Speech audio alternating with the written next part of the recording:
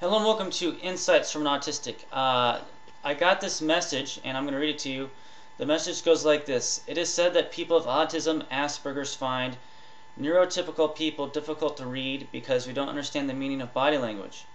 Do you think that the reverse is true? That is, that neurotypicals find autistic people difficult to read. People with autism tend to show less facial expression and use less body language. This leads neurotypical to believe that we don't have or don't feel emotions, which of course is untrue. Therefore, neurotypicals are poor at reading autistic people. Okay, so to answer this question, I absolutely do think that those who don't have autism do have a harder time understanding those with autism. I have encountered this issue many times in the past, especially when I'm thinking and people's like, why are you sad? Why are you sad?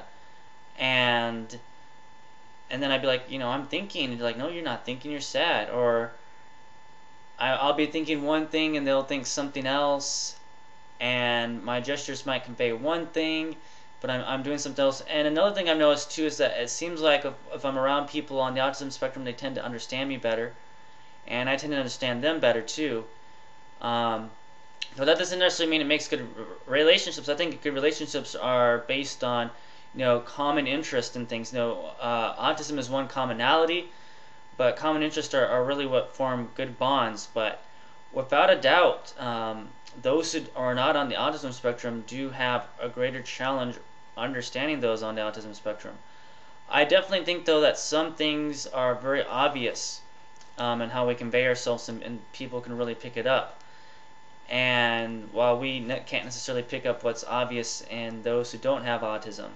So, I mean, they definitely have the upper hand, in that regard, because, people who don't have autism have the upper hand because, first of all, they understand themselves, and then they understand us for the most part. But yeah, there's definitely times where it's very hard for them to relate to us.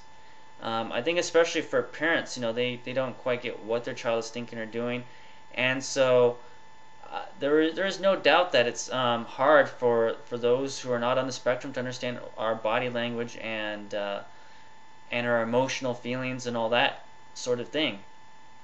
There is no question about it. So that's actually a very good question that that I was asked. So